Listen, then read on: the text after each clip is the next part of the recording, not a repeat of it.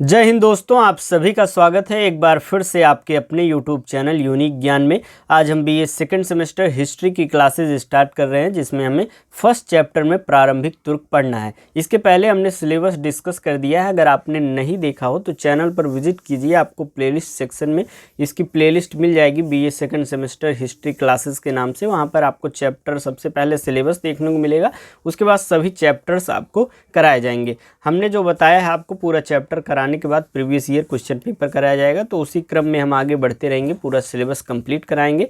अगर आप चैनल पर नए हैं तो चैनल को सब्सक्राइब कर लीजिए, जिससे आने वाली वीडियोस आपको प्राप्त होती रहें, मिलती रहें और आप अपनी पढ़ाई जो है निरंतर रूप से करते रहें। सबसे फर्स्ट चैप्टर में हमें प्रारंभिक तुर्क के विषय में पढ़ना है। प्रारंभिक तुर्क अर्थात यहाँ पर जो विभिन्न मुस्लिम आक्रमण हुए उसको हम पहले समझेंगे। सबसे पहले यहाँ पर अरब आक्रमण जो मुस्लिम के हुए उसको, फिर तुर्क आक्रमण जो हुए उसको, और धीरे धीरे हम आगे बढ़ के गुलाम वंश की तरफ, दिल्ली सल्तनत की तरफ बढ़ेंगे, जो कि आपके सिलेबस में है। चलिए देखते हैं सबसे पहले प्रारंभिक तुर्क के विषय में। मध्यकालीन भारत में भारत पर विभिन्न जो मुस्लिम आक्रमण हुए थे उसको हमें समझने हैं। सबसे पहले मुस्लिम आक्रमण में अरब मुस्लिम आक्रमण हुआ, जिसमें मोहम्मद बिन कासिम ने 712 एडी में आक्रमण किया हुआ था। उसके बाद आते हैं तुर्की मुस्लिम आक्रमण, जो कि महमूद गजनवी सबसे पहले आता है। उसके बारे में तो आपने जानते होंगे, जैसे कि सोमनाथ पर उसने हमला किया हुआ था, अपार मात्रा में धन वहाँ से वह ले गया था, 1000 एडी में वह आया हुआ था। तो ये सभी चीज़ें हमें पढ़नी है। मोहम्मद गौरी के विषय में, मोहम्मद गौरी यहाँ पर कैसे आया और किसको पराजित करके यह अपना साम्राज्य स्थापित करता है, और दिल्ली सल्तनत कैसे बनती है, ये सभी चीज़ें हमें पढ़नी है। चलिए देखते हैं सबसे पहले भारत पर मुस्लिम आक्रमण, अर्थात सबसे पहले जो अरब मुस्लिम आक्रमण हुए थे। भारत पर सबसे पहले मुस्लिम आक्रमण 711 ईस्वी में बुदैला और उबैदुल्ला के नेतृत्व में हुआ। ये दोनों ही आक्रमण असफल हुए थे, अर्थात 711 में जब बुदैला और उबैदुल्ला ने नेतृत्व में अपना आक्रमण किया हुआ था तो वह असफल रहे थे। भारत पर पहला सफल आक्रमण अगर आपसे पूछा जाए तो अरब का मुस्लिम शासक जो मोहम्मद बिन कासिम था, उसने पहला सफल आक्रमण किया हुआ था। इसने 712 ईस्वी में रावर के युद्ध में सिंध के राजा दाहिर को पराजित किया था। राजा दाहिर जो है चच का वंशज था, और उस समय सिंध की राजधानी जो है ब्राह्मणवाद आरोह थी।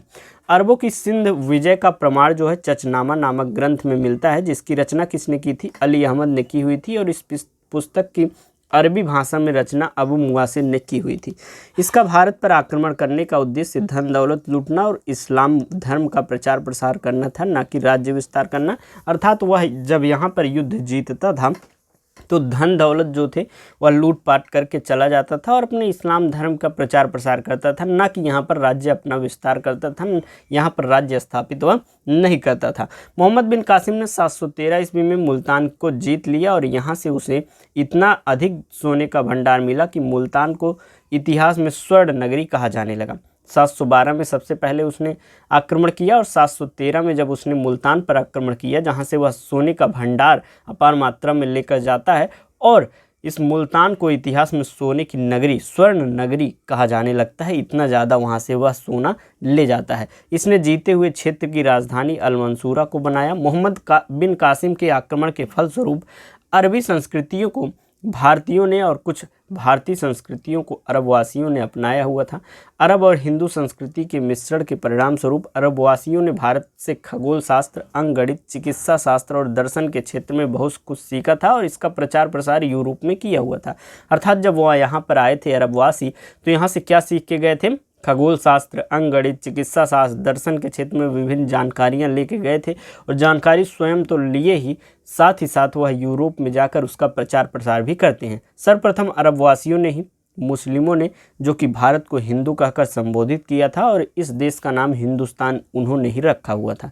अरब आक्रमण के फलस्वरूप भारत में पर्दा प्रथा का तीव्र गति से विकास हुआ। इसके साथ ही जजिया, जकात और खराज नामक कर के बारे में जानकारी प्राप्त हुई। मोहम्मद बिन कासिम ने भारत में सर्वप्रथम जजिया कर लगाया हुआ था। जजिया कर क्या होता है? जजिया कर जो है गैर मुसलमानों से लिया जाने वाला एक प्रकार के यह कर है कि आपकी सुरक्षा की जाएगी, आप हमें कर दीजिए, और उसी कर का नाम इन्होंने जजिया कर रखा हुआ था। मोहम्मद बिन कासिम ने जजिया कर से 5 लोगों को मुक्त किया था, अर्थात 5 लोगों को समाज में नहीं देना था जजिया कर। कौन कौन थे वो? बच्चे थे, बूढ़े थे, ब्राह्मण थे, विकलांग थे और औरत थी, ये सभी जो हैं जजिया कर नहीं देते थे, बाकी सब लोग देते थे। तो हम जजिया कर के विषय में अगर जानें तो सबसे पहले मोहम्मद बिन कासिम ने लगाया हुआ था, फिर फिरोज शाह तुगलक ने ब्राह्मणों पर भी जजिया कर लगा दिया था। मुगल शाह जो अकबर थे उन्होंने 1564 में जजिया कर समाप्त कर दिया था। औरंगजेब ने 1679 में पुनः जजिया कर लगा दिया था।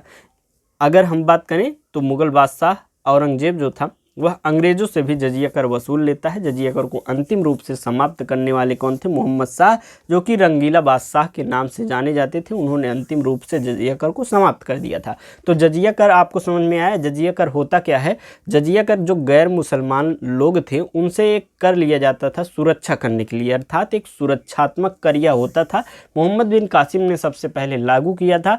इसे 5 लोगों को नहीं देना था। मोहम्मद बिन कासिम 5 लोगों को मुक्त करता है इस कर से। कौन कौन? बच्चा, बूढ़ा, ब्राह्मण, विकलांग और औरत।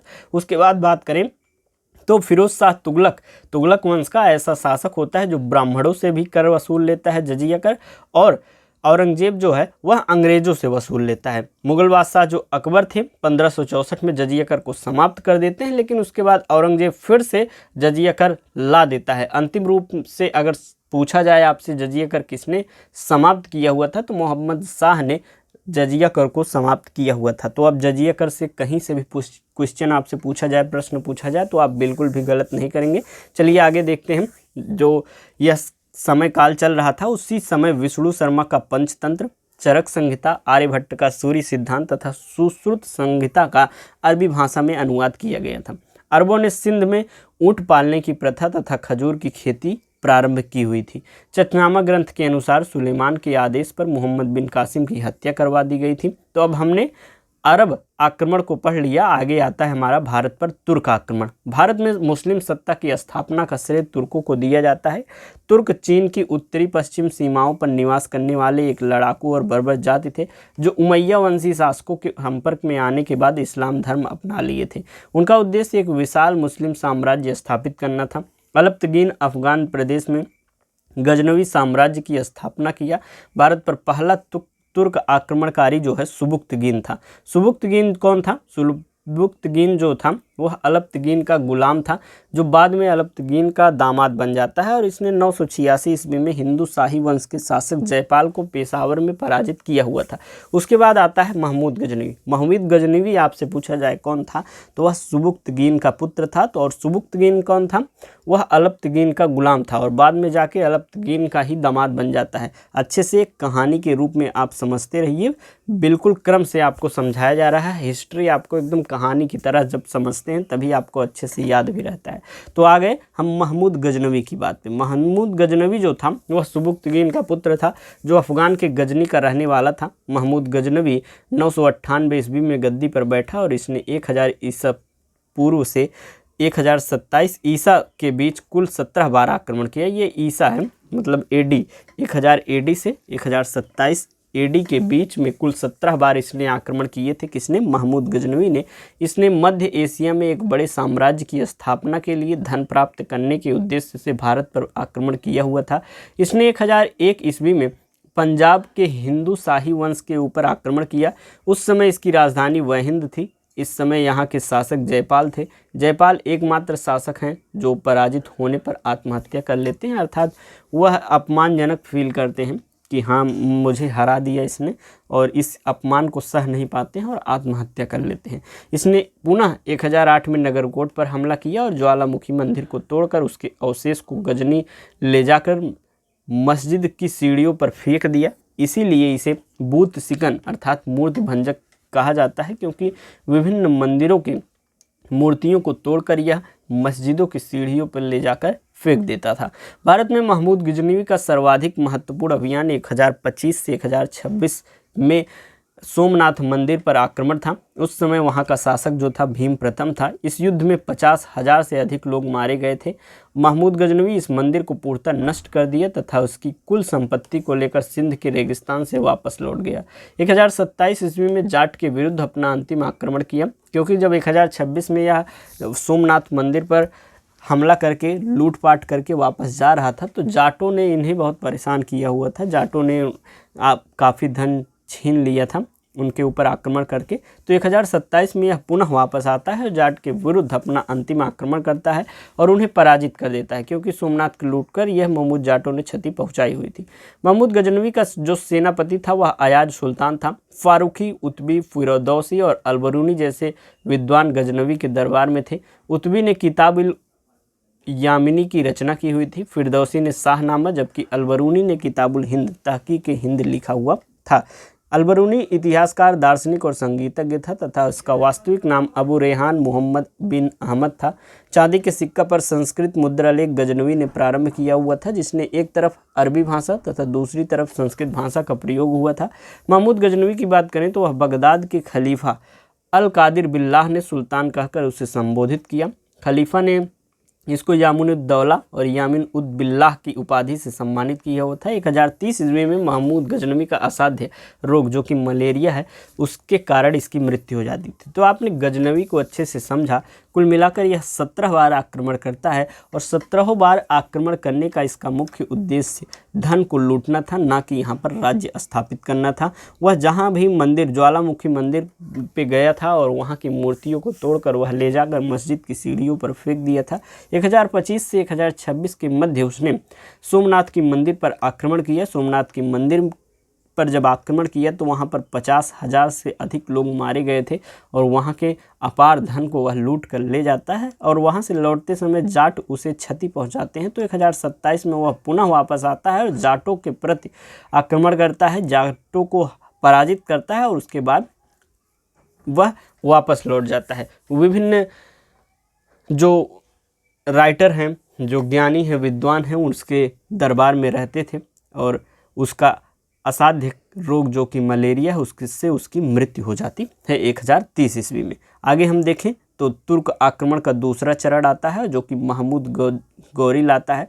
तुर्क जो है एक जनजाति थी जो अफगानिस्तान के क्षेत्र की थी। इसके दूसरे चरण का नेतृत्व किसने किया था? मोहम्मद गौरी। इसका पूरा नाम मोहम्मद गौरी या मुइजुद्दीन मोहम्मद बिन साम या सुहाबुद्दीन था। इसे गौर वंश का मोहम्मद भी कहा जाता था। देखिए यहाँ तक चीज़ें जो थी फैक्चुअल हमें पढ़नी थी। आगे जैसे कि दिल्ली सल्तनत के 5 वंश आएंगे, मुगल वंश आएगा, उसमें विभिन्न चीज़ें याद करने वाली होंगी, समझाने वाली होंगी, अच्छे से आपको समझाई जाएगी। एक कहानी के रूप में आपको बताया जाएगा कि जैसे गुलाम वंश में कितने कौन कौन से शासक रहे हैं, किन्होंने क्या काम किया हुआ है, क्या चीज़ें, क्या आक्रमण किए हुए हैं, ये सभी चीज़ें हम अच्छे से बेहतरीन तरीके से समझेंगे। अभी हम मोहम्मद गौरी को समझ रहे हैं। मोहम्मद गौरी जो है वह अफगानिस्तान के क्षेत्र का था, एक तुर्क जनजाति का, अर्थात यह जो दूसरा चरण आया, पहला चरण आया तुर्क का और दूसरा चरण का नेतृत्व जो कर रहा था वही मोहम्मद गौरी था। इसका पूरा नाम की बात करें तो इसका पूरा नाम मुइजुद्दीन मोहम्मद बिन साम था या सिहाबुद्दीन भी इसे कहते हैं और यह गौर वंश का मोहम्मद भी कहा जाता था। 1173 ईस्वी में मोहम्मद गौरी जो है गौर प्रदेश का शासक बना। 1175 में इसने मुल्तान एवं सिंध पर आक्रमण कर दिया। 1178 ईस्वी में इसने पाटन पर आक्रमण किया, किंतु वहाँ के शासक भीम द्वितीय ने माउंट आबी पर इसे बुरी तरह से पराजित किया और यह तुर्क आक्रमणकारियों की पहली पराजय थी। मोहम्मद गौरी 1179 में पेशावर, 1181 में लाहौर तथा 1185 ईस्वी में सियालकोट को यह जीत लेता है। मोहम्मद गौरी लाहौर तथा उसके आसपास के क्षेत्रों को जीतता गया और इसने लाहौर को केंद्र बना लिया था। इसने पंजाब के भटिंडा पर जब अपअधिकार किया तो पृथ्वीराज चौहान तृतीय से इसका विवाद हो गया। 1191 में तराइन का प्रथम युद्ध होता है, आप याद करिएगा। 1191 में तराइन का प्रथम युद्ध, यह बहुत पूछा जाता है। तराइन का युद्ध कब हुआ? 1191 में। किसके किसके बीच? मोहम्मद गौरी और पृथ्वीराज चौहान तृतीय के मध्य हुआ था। इसमें मोहम्मद गौरी जो है वह पराजित हो जाता है। फिर 1192 में तराइन के द्वितीय युद्ध में मोहम्मद गौरी ने जयचंद के सहयोग से पृथ्वीराज चौहान तृतीय को पराजित कर दिया और उसकी हत्या कर दी थी। जयचंद क्यों उसका हेल्प करता है मोहम्मद गौरी का? क्योंकि उनके बीच मध्य में जो है आपसी विवाद हो जाता है। जो संयोगिता थी, पृथ्वीराज चौहान तृतीय जयचंद्र की पुत्री से विवाह कर लेते हैं, गंधर्व विवाह जिसे बोला जाता है, वह जाकर मंडप से उठाकर विवाह कर लेते हैं। तो इसी क्रोध में जयचंद्र जो है वह मोहम्मद गौरी का साथ देता है और मोहम्मद गौरी पृथ्वीराज चौहान तृतीय को पराजित करके उसकी हत्या कर देता है 1192 में। महमूद गजनवी का सेनापति जो है मलिक अयाज सुल्तान था। इतिहासकार BS स्मिथ ने कहा कि तराइन का द्वितीय युद्ध ऐसा निर्णायक युद्ध साबित हुआ जिसमें भारत पर मुसलमानों की आधारभूत सफलता निश्चित कर दिया। बाद में होने वाले आक्रमण परिणाम मात्र थे, अर्थात तराइन का जो द्वितीय युद्ध था उसने ही यहाँ पर मुसलमानों की एक प्रकार से नींव रख दी थी, मुसलमानों के साम्राज्य की नींव रख दी थी। तराइन के युद्ध के बाद गौरी ने मेरठ, अलीगढ़ पर अधिकार कर दिल्ली को अपनी राजधानी बताई और 1194 में चंदावर के युद्ध में उसने गढ़वाला शासक जयचंद को भी पराजित कर दिया। जयचंद ने साथ दिया था पृथ्वीराज चौहान तृतीय को हत्या करने में, लेकिन मोहम्मद गौरी उसे भी नहीं छोड़ता है। जयचंद को भी 1194 में चंदावर के युद्ध में मार देता है। आपको कमेंट में बताना है कि तराइन का प्रथम युद्ध तो हमने बता दिया, द्वितीय युद्ध भी, तृतीय युद्ध कब हुआ था और किन किन लोगों के बीच में हुआ था, ये आपको कमेंट करके अवश्य बताना है। और क्लास कैसी लगी यह भी आप कमेंट में बता दिया करिए, जिससे आपको हम समझ सकें कि हाँ क्लास आपको समझ में आ रही या कोई सुधार करने की आवश्यकता हो, वह भी आप बता सकते हैं। चलिए आगे देखते हैं। मोहम्मद गौरी का गुलाम तथा कुतुबुद्दीन ऐबक का सेनापति जो बख्तियार खिलजी था, 1198 ईस्वी में नालंदा विश्वविद्यालय को ध्वस्त कर दिया तथा बिहार शरीफ नामक शहर उसने बसाया हुआ था। 1205 ईस्वी में गौरी ने अपना अंतिम अभियान पंजाब के खोखर जातियों के विरुद्ध किया हुआ था। मोहम्मद गौरी की सेनापति जो मोहम्मद बिन बख्तियार खिलजी ने 1203 ईस्वी में बिहार विजय, 1204 से 5 ईस्वी में बंगाल विजय, 1206 ईस्वी में असम पर आक्रमण किया हुआ था। मोहम्मद गौरी का गुलाम तथा कुतुबुद्दीन ऐबक का ये तो हमने देख लिया, 1205 में अंतिम अभियान किया। और आगे देखें तो गौरी के समय सिक्कों पर हिंदू देवी की लक्ष्मी का अंकन मिलता है। मोहम्मद गौरी के देखिए यहाँ पर 2 बार प्रिंट कर दिया है टाइपिस्ट ने, तो उसको हम एडिट करके आपको दे देंगे। हाँ ये बात, अगर आपको क्लासेस के नोट्स चाहिए, जैसे जो चैप्टर वाइज क्लासेस कराई जा रही हैं आपकी, उसके अगर आपको नोट्स चाहिए तो आप इस नंबर पर मैसेज कर सकते हैं 860848 46796। बताइए sir BA second semester history की जो क्लासेस चल रही हैं उसके मुझे नोट्स चाहिए, सिलेबस का कोर्स टाइटल जो बताया गया है वह आप बता दीजिए, और फिर आप लेंगे तो आपको QR कोड दिया जाएगा, इस पर 30 रुपीज़ पेमेंट कर देंगे। एक सब्जेक्ट मात्र 30 रुपये में तैयार कराया जाएगा और उसमें क्या क्या चीज़ें मिलेंगी, बहुत ही बेहतरीन तैयारी आपकी होगी। सबसे पहले कंप्लीट सिलेबस नोट्स दिया जाएगा, जो भी आपका पूरा सिलेबस है 12-13 चैप्टर जो भी कराए जाएँ उसके आपको नोट्स दिए जाएंगे। Notes comprehensive coverage, easy to understand रहेगा और एग्ज़ाम फोकस्ड रहेगा, अर्थात सरल भाषा में आपको दिया जाएगा और एग्ज़ाम में आने वाले पॉइंट्स को हाईलाइट करके दिया जाएगा, ये सभी चीज़ें। और प्रीवियस ईयर क्वेश्चन पेपर जो कराया जाएगा उसका सॉल्यूशन भी आपको भेजा जाएगा एक्सप्लेनेशन के साथ। और कुछ बच्चे कमेंट करते हैं आप लोग में से, सर मैं PDF खरीदना नहीं चाहता, मतलब वो सीरीज़ खरीदना नहीं चाहता पर सीरीज़ पढ़ना चाहता हूँ, क्या आप सीरीज़ की PDF दे सकते हैं? तो इस कोर्स में वह भी आपको दिया जाएगा मात्र 30 रुपये में, ये सभी चीज़ें दी जाएंगी और प्रश्न इससे बाहर बिल्कुल भी नहीं आने वाले हैं। आपकी एग्ज़ाम से पहले मोस्ट इम्पॉर्टेंट क्वेश्चन की सीरीज भी आपको दी जाएगी, मतलब वीडियो दी जाएगी, उसका भी आपको PDF इसमें दे दिया जाएगा। तो चलिए देखते हैं आगे हम क्लास। अगर नोट्स आप ज्वाइन करना चाहते हैं ग्रुप तो आप ज्वाइन कर सकते हैं, बाकी अगर नहीं करना चाहते हैं तो क्लासेस तो चलेंगी ही, क्लासेस करिए, अपना हैंड रिटन नोट्स बनाइए, बेहतरीन तैयारी आप करते रहिए। चलिए आगे देखते हैं। मोहम्मद गौरी का कोई पुत्र नहीं था तथा जयचंद को पराजित करने के बाद गौरी द्वारा भारत में जीते गए प्रदेशों को वह कुतुबुद्दीन ऐबक को सौंप कर वापस चला जाता है, वह यहाँ पर रहता नहीं है। मोहम्मद गौरी ने कुतुबुद्दीन ऐबक को अख्ता प्रदान कर दिए, यहाँ पर जो भी जीते हुए थे उसने स्थान उसको दे दिए। 1206 ईस्वी में दमयक नामक स्थान पर रामलाल खोखर ने मोहम्मद गौरी की हत्या कर दी और मोहम्मद गौरी को गजनी में दफना दिया गया। मोहम्मद गौरी के 3 गुलाम थे, कौन कौन? कुतुबुद्दीन ऐबक, यालदौज और कुबाचा।